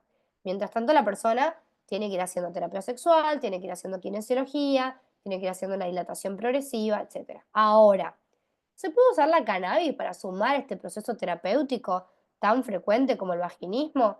Se puede utilizar en pacientes, obviamente, que tienen este dolor que es miofacial, o sea, es muscular naciendo, ¿no? Desde esa base. ¿Cómo se puede utilizar? Por todas las vías de administración que ya vimos anteriormente. La vía fumada no va a hacer tanto efecto en el músculo, sí la vía local. Entonces, el óvulo va a ser mucho más funcional, una gomita va a ser mucho más funcional, la vida media es de 4 horas del óvulo, la de la gomita de 4 a 6 horas y el sublingual hasta 6 a 8 horas. Entonces, en una persona que quiere tener un encuentro sexual, pero una persona que yo le quiero bajar todo este lío de mastocitos, puede utilizar vías que le den más tiempo de administración. Los óvulos, idealmente, nada, deben ser de tamaño pequeño. Miren, este es bastante grande, pero hay de distintos tamaños, ¿sí? Y la combinación con CBD en vía sublingual que decíamos antes. Y esto es contarles una experiencia mía clínica de un reporte de casos pequeñito. Eran 5 pacientes que eran refractarias al tratamiento con kinesiología. Después de haber hecho 10 sesiones de kinesiología con biofeedback, no relajaban el músculo, entonces les sugeríamos Botox. No querían Botox, no querían la toxina botulínica. Hay que hablar que esto la obra social no lo cubre, hay que meterse en un quirófano, hay que hacer la sedación y que tiene una vida media de 6 meses en el cuerpo. Entonces, ¿qué hicimos? Empezamos con óvulos con CBD y THC 30 minutos antes de las relaciones sexuales y las personas referían que mejoraban su escala analógica al dolor, que tenían antes del óvulo un dolor de 7 a 8 en la penetración y con el óvulo de 4, de 10. ¿Sí? Claramente esto lo hicimos también en la autoestimulación, o sea, eran pacientes que se masturbaban y también les dolía, ¿no? Entonces, primero queríamos que probaran ellas solas, usaban primero el óvulo con la autoestimulación, usaban un dilatador y luego de esa experiencia pasaban a los vínculos y los resultados han sido similares. 3 de esas pacientes quedaron con óvulos de mantenimiento, una abandonó el seguimiento y otra ya pasó a tener relaciones sexuales sin apoyo terapéutico luego de 3 meses. ¿Sí? Entonces, esa es una pequeña experiencia, pero que está bueno como para que vayamos viendo estas distintas situaciones que podemos encontrar en la salud sexual, que a veces uno dice, bueno, todo es fumar, todo es relajación mental, no, bueno, también hay otras vías de administración. Para mí, en términos de cannabis, salud sexual y ginecológica, hay dos cosas fundamentales. Lo más importante que las personas usuarias tienen que saber es que no hay placer en el abuso. Si yo me abuso de sustancia, saturo todos los receptores. Si yo saturo todos los receptores, cuando entra la sustancia no tiene dónde pegarse. Entonces no voy a tener un efecto. ¿Qué quiere decir esto? A una dosis alta, ¿sí?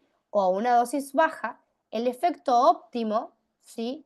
Siempre hay que irlo buscando, porque muchas veces yo puedo tener una dosis baja y no tener efecto, o puedo tener una dosis muy alta y no tener efecto. Entonces tengo que buscar la dosis óptima y como dijimos, cada persona va a tener una distinta dosis.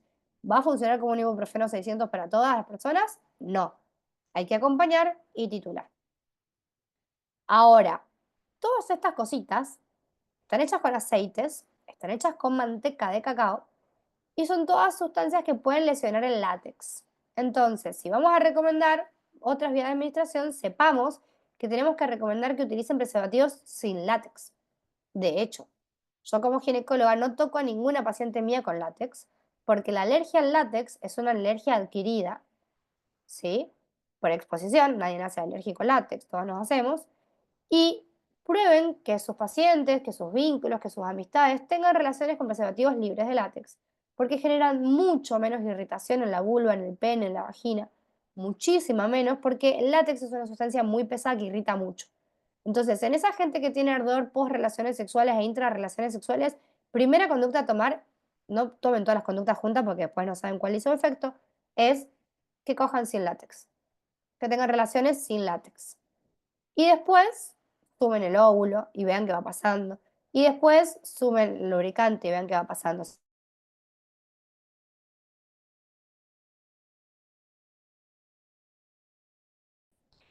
Esto sí me parece muy importante con el campo profiláctico, ¿sí? Yo digo campo profiláctico para no decir campo látex porque, repito, abogo para que la gente no use látex. Es cortar por si nadie lo escuchó, es cortar un preservativo peniano, porque lamentablemente no tenemos un rectángulo que venga preparado para esto. Se pone en esto que se llama vulva arnés, que es un arnés como de lencería que tiene unos clips que se colocan en la vulva y se puede una subir arriba de la otra persona y frotar clítoris contra clítoris, vulva contra vulva con esto. Es muy difícil que la gente lo utilice, así como el preservativo peniano, o sea, no, como que a veces nos quejamos de las masculinidades y los vínculos heterosexuales, pero en los vínculos lésbicos no se utiliza.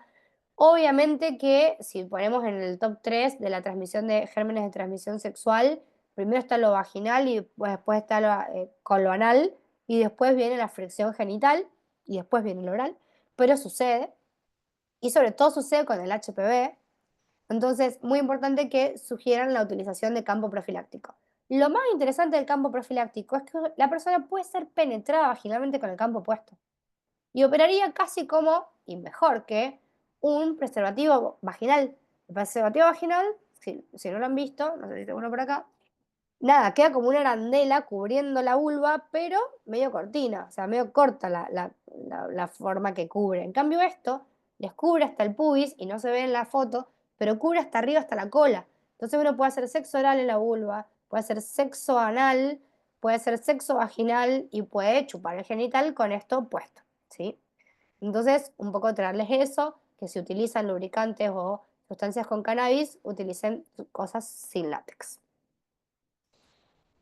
La idea sería que naturalicemos el placer y que sepamos que hay algo que se llama brecha orgásmica, esta diferencia en vínculos heterosexuales, donde de repente los varones heterosexuales y género tienen más orgasmos que las mujeres cis. Siento que también es, por un lado, por falta de información, esto del clítoris, dónde está, el nervio dorsal, que ahora lo vamos a ver, y también es porque hay dolor. ¿Yo qué orgasmo y qué placer puedo tener si tengo todo el tiempo activándose en el cerebro la respuesta al dolor? Entonces, esa brecha orgásmica la vamos a achicar comunicándonos y entendiendo cómo el goce en el cerebro opera gracias al sistema endocannabinoide también, ¿sí?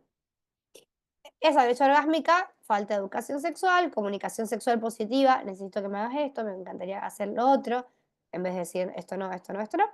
Diversificar guiones sexuales, ¿no? Pacientes con vaginismo, con mucha dificultad para que sus vínculos elijan hacerles sexo oral u otras vías de administración, como que se, se hace un reduccionismo muy grande de las relaciones sexuales en el coito, ¿no? Como todo es penetración. Y esa diversificación de los guiones cuesta muchísimo en la práctica clínica. Y la práctica, claramente, porque si nos quedamos en la filosofía y en la parte terapéutica de lo cognitivo y no cambiamos la conducta, va a seguir siendo todo medio parecido. Y esto es lo de la brecha orgásmica, que es una investigación muy grande, más de 12.000 personas, donde muestran estos porcentajes, ¿no? De alteración del orgasmo. Entonces ya ven que la respuesta sexual puede funcionar. Centralmente, yo tengo un pensamiento erótico, baja la información por la médula, me activa todo, me genera flujo sanguíneo, vasodilatación, se me empieza a tensionar todo, la estimulación genital hace que la tensión sexual vuela por el cerebro y diga, uy, ok, fantástico orgasmo. O puedo arrancar al revés. Estoy en Narnia, no tengo nada de deseo sexual,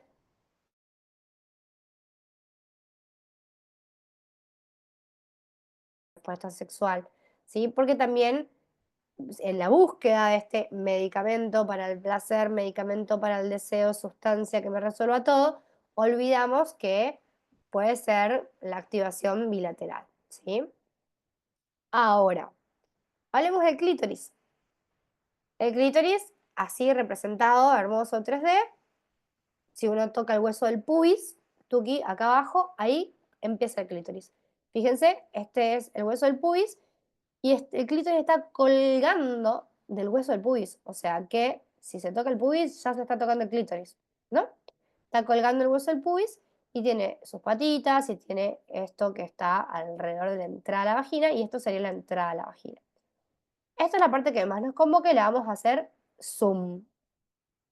¿Por qué nos convoca? Porque aquí lo tenemos a nuestro querido nervio dorsal del clítoris, que no es nada más ni nada menos que el nervio terminal del nervio pudendo, que es un nervio muy largo del cuerpo, que recoge las sensaciones. Es un nervio que es superficial, que yo lo fricciono, lo toco, lo chupo y lo estimulo, y que tiene receptores para CBD. Tiene CB1 y CB2. Entonces, si yo aplico el lubricante acá, ¿qué me va a pasar?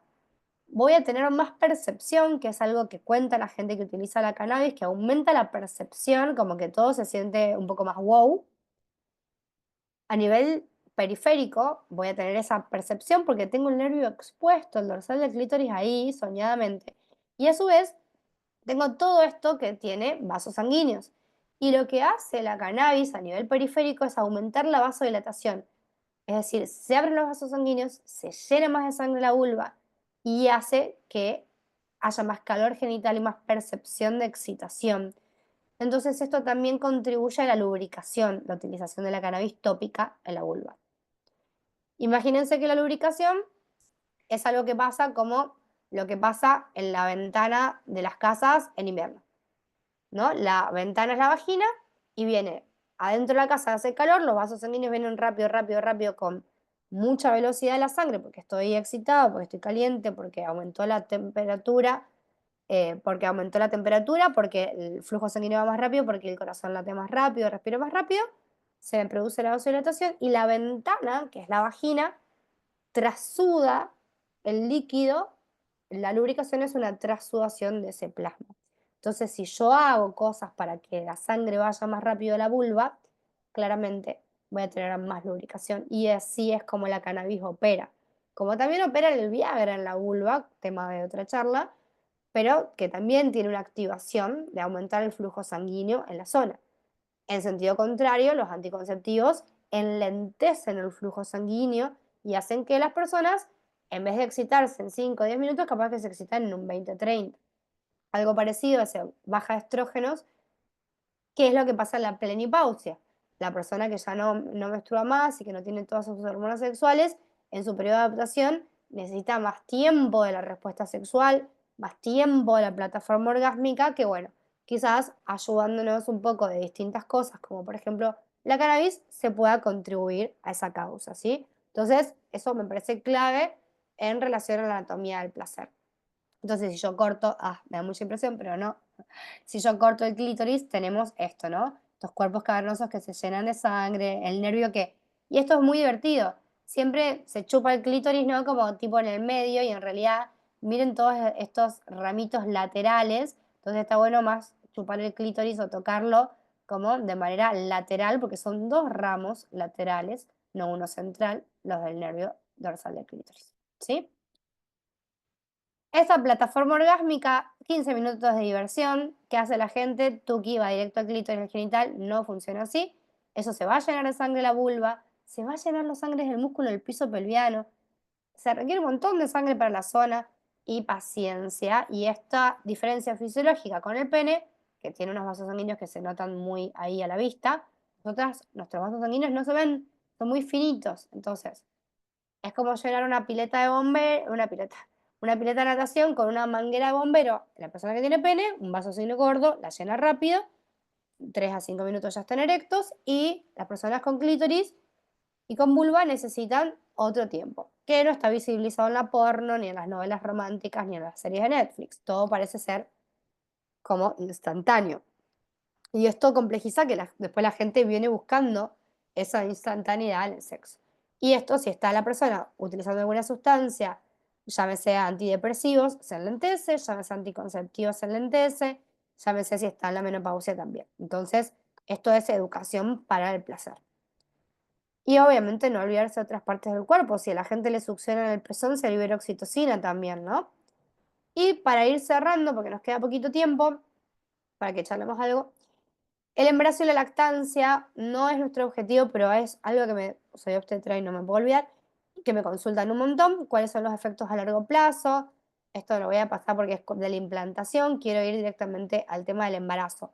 ¿Qué pasa con los bebés en una persona que fuma cannabis todo el tiempo? El problema, como siempre, es fumar. Si yo fumo, me saco oxígeno, la baja de oxígeno a la placenta no va, entonces hay menos oxígeno en la placenta, el bebito nace más chiquitito. En una paciente que tiene tabaquismo crónico. Parecido pasa con la cannabis, ¿sí? ¿Qué es lo que pasa? En realidad no se están, como ya dijimos antes, la mayoría de los estudios no analizan otras vías de administración, analizan la vía fumada. Pero bueno, comparando entre la gente que fuma y la gente que no fuma, los bebitos nacen con un poquito más de anemia si la persona fumó, y esto se recupera, o sea, bajan de peso al nacer y esto se recupera con el tiempo, ¿sí? Y analizan en este estudio 129 infantes al año de que nacen, el 29% de estos, de las mamás que nacieron habiendo reportado un uso frecuente, casi diario, de cannabis, ¿sí? Y el 34% de madres que habían utilizado un consumo moderado de cannabis, eran bebitos que tenían una recuperación del peso y alguna alteración psicomotora de los que habían utilizado cannabis, un 29%. O sea que el 70% no tenía ninguna patología. Pero vuelvo a repetir, siempre fumado el problema. Entonces, si yo tengo una paciente que es usuaria de la cannabis y se embaraza, voy a hacer todo mi esfuerzo para llevarla a la vía sublingual. Y mucho más esfuerzo para deshabituarla de la cannabis en ese momento. Esa sería la recomendación. Ahora, ¿qué pasa cuando nació? ¿Qué pasa con el cannabis y la teta? ¿Cuáles son los efectos del THC de la madre? Pasa que la cannabis con THC fumada baja mucho la prolactina y eso te hace que te afecte un poco la lactancia. Entonces, no vamos a recomendar a la madre que fume menos THC. ¿Qué pasa con los cannabinoides en la leche?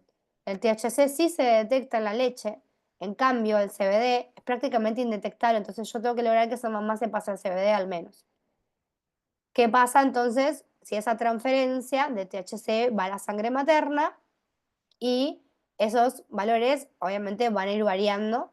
¿Y cuáles son los efectos en el bebé? El desarrollo psicomotor y neuroconductual no se ve afectado al año de vida, parecido a lo que decía la investigación anterior, ¿sí? Al año de vida no tienen diferencia los bebitos que las mamás utilizaron THC o no.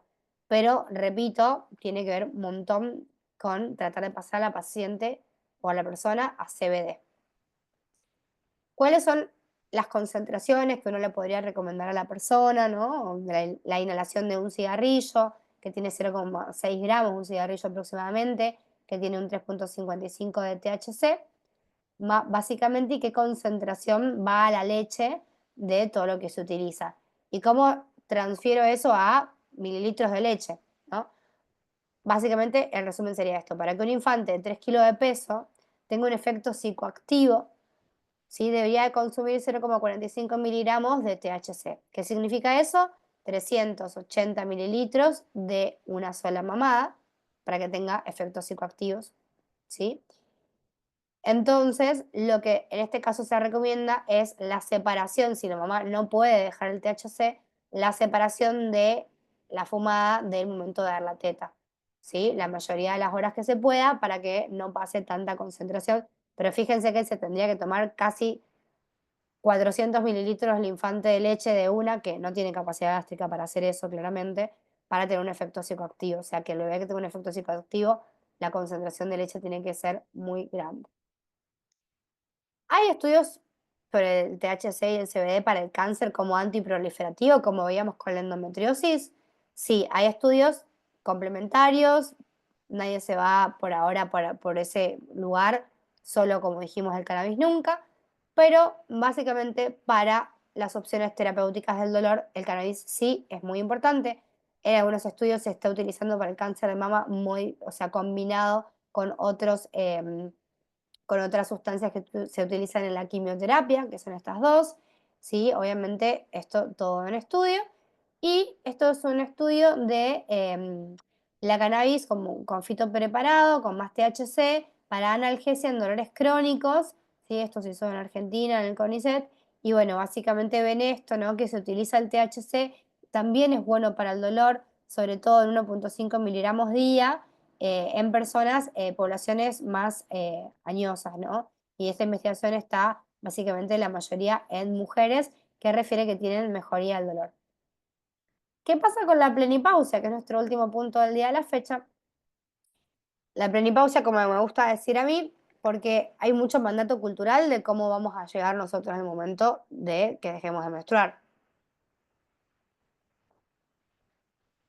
Hay un libro muy antiguo y me pareció muy interesante, que es La sexualidad de las mujeres de Samoa, escrito por Margaret, que es una antropóloga y socióloga que se fue en 1960 a Samoa, donde habían poblaciones originarias que no estaban en contacto con el occidente y no tenían una transición violenta a la menopausia y no tenían una transición violenta a la adolescencia. Es decir, que ella percibe que hay un montón de imaginario social y cultural sobre cómo tenemos que habitar las personas en esos momentos, siempre crispados y siempre complejizados, ¿no? Nunca en liviandad. Bueno, entonces nosotros tenemos que cambiar ese paradigma y que lleguemos a la menopausia de manera plena. ¿Por qué? Porque si vamos a vivir hasta los 100 años, vas a vivir de los 50 a los 100 en plenipausia. Entonces, hay un montón de situaciones que van a suceder. Estos síntomas centrales y periféricos por la falta de las hormonas sexuales, que tienen receptores en todo el cuerpo, se van a ver interpelados. Entonces, tenemos que mantener los tejidos y mantener el cuerpo. Entonces, hay algo que también está sucediendo, que es la menopausia precoz, menores de 35, y la utilización de la cannabis, ¿sí? Para estos síntomas, vuelvo a Canadá, y cómo hacen las personas para utilizar la cannabis en estos síntomas. Es gracioso porque los síntomas del cese de la función ovárica son medios parecidos a los síntomas de el mechita corta de la premenstrualidad, ¿sí? Entonces, en esta investigación, ¿sí? Un total de 1.400 participantes, que 500 utilizaban la cannabis, usuarios frecuentes. Vamos a ver cositas que por ahí nos importan un poco más. Acá el 35% eran posmenopáusicos, 522 personas. Miren los síntomas, son buenísimos los síntomas. Dificultad para concentrarse y para dormir, ansiedad, disminución del deseo sexual, irritabilidad, los dolores musculares, los calores, las tuforadas, la sudoración nocturna, los cambios en el humor, sobre todo de tristeza, de depresión, la sequedad vaginal o la picazón, el dolor a la penetración y otros síntomas. Entonces, claramente, la mayoría de las personas utilizaban la cannabis, sobre todo como pasaba en la premenstrualidad, para conciliar el sueño y para todos estos otros síntomas también. Entonces, es importante empezar a hablar de esto. A mí me pasó con una paciente, Alicia, que la amo, que la seguía desde antes que tuviera menopausia. Ella tenía muchos dolores en las rodillas, había tenido obesidad y nada, le dolía mucho su rodilla y yo la acompañé con analgesia, como cannabis, ¿no? Con todo lo que ella ya hacía, kinesio, analgésicos habituales con su gastritis y tal. Bueno, le doy el cannabis, vuelve re contenta y me dice, no tengo más sofocos. Claro, claramente, ¿no? Los sofocos en un 40% mejoran con la cannabis porque los sofocos son una desregulación a nivel del sistema nervioso central. El cerebro te activa toda esa termorregulación y te da toda esa respuesta. Entonces, es por eso que mejoran los sofocos también con la utilización de la cannabis. Así que bueno, estas razones de estas personas eran recreacionales, pero médicas y ambas, me gusta que hayan puesto ambas porque tienen que ser separadas, en un 43% de los casos, ¿sí? Y los porcentajes de uso de las personas eran bastante más variables que los anteriores, ¿sí? Y la pregunta fundamental, si sentían que había ayudado los síntomas de la menopausia, la cannabis, el 73% dijo que sí, y estos son los porcentajes de las cosas en las que había ayudado. ¿Qué está pasando? En Australia también hay óvulos para la menopausia con ácido hialurónico, acá dice 5 miligramos de ácido hialurónico y 30 miligramos de CBD para mejorar la sequedad vaginal en la menopausia.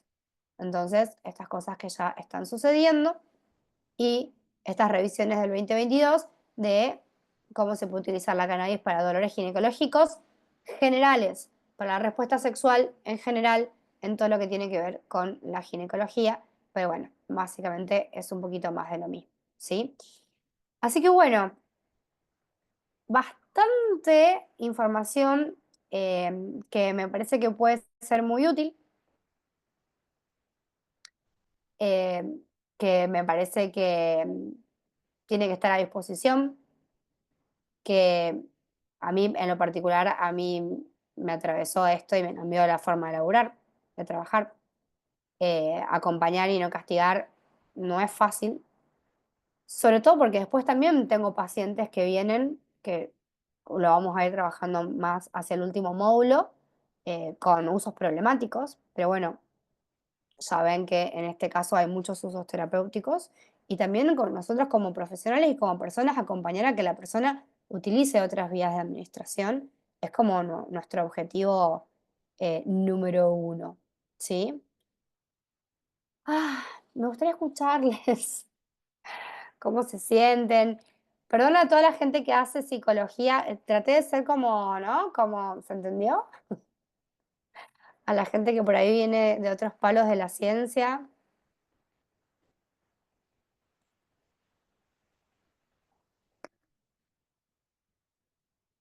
les explotó el cerebro.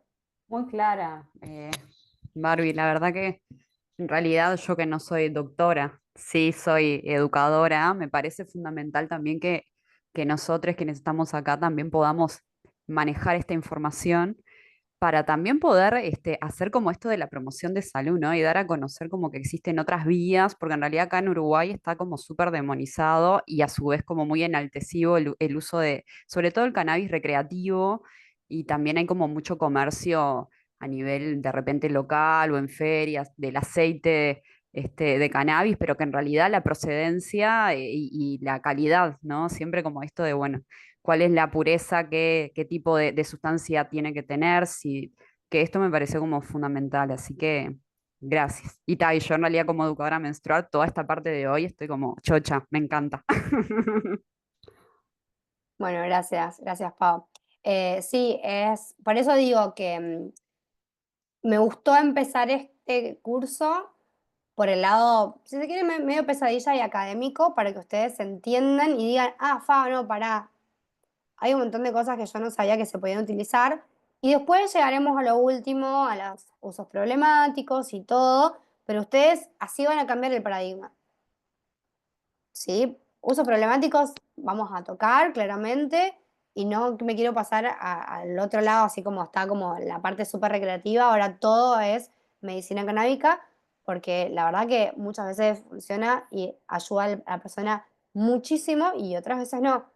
Pero en líneas generales les puse en todas estas investigaciones porque los porcentajes son muy efectivos. O sea, gente viene muy desesperada, al menos en lo que tiene que ver con endometriosis, con dolor a la menstruación, y viene muy,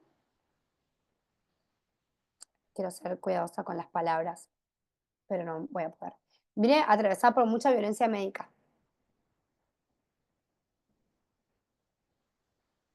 Ya se te va a pasar, es normal, no puedes estar así. Tómate una copita así te relajas, a ver si tu novio te puede penetrar. ¿Por qué no te pones lidocaína en la vulva? Entonces, la misma gente empieza a buscar, y no sé si les pasa a ustedes, quiero algo natural, doc. Quiero algo natural, porque la farma acompañado ayuda, apoya, pero no termina de cerrar en cierto sentido y la gente se está volviendo a conectar con la necesidad de bienestar que muchas veces la polifarmacia no llega. Que no es que esté mal una ni, ni bien la otra, ¿no? Queda claro. Pero sí, esto de que las personas usuarias buscan bienestar y buscan generar una conciencia y nada, y también eso, ¿no? Como es gente que golpea puertas y que se quiere sentir mejor, incluso la persona que tiene el problema de uso problemático, incluso. Sí, que muchas veces no encuentra el acompañamiento amoroso en los espacios de salud y es juzgado y eyectado del sistema de salud. ¿Sí? Entonces, me gustaba empezar por acá.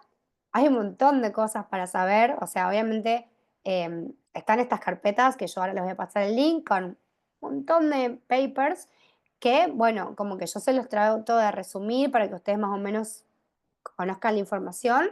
eh, y después vamos a ir viendo de otras sustancias, ¿sí? De cómo funcionan en el cuerpo, libre de juicios. Y después vamos a cositas más específicas que tienen que ver con intentar armar un repositorio, que hoy dije, me estaba bañando y dije, ¿qué puede ser novedoso de este curso?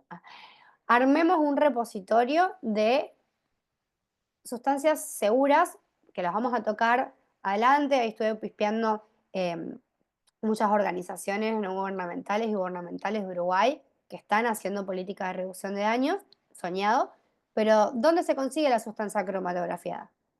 Entonces, armemos un repositorio, es digamos, mi objetivo acompañarles a armar un Google Drive donde el paciente pueda decir, bueno, anda a comprar el aceite acá que está cromatografiado, empezar a buscar esos espacios seguros y así como le compartís información, también compartirle lugares donde pueden comprar las cosas de manera un poco más segura.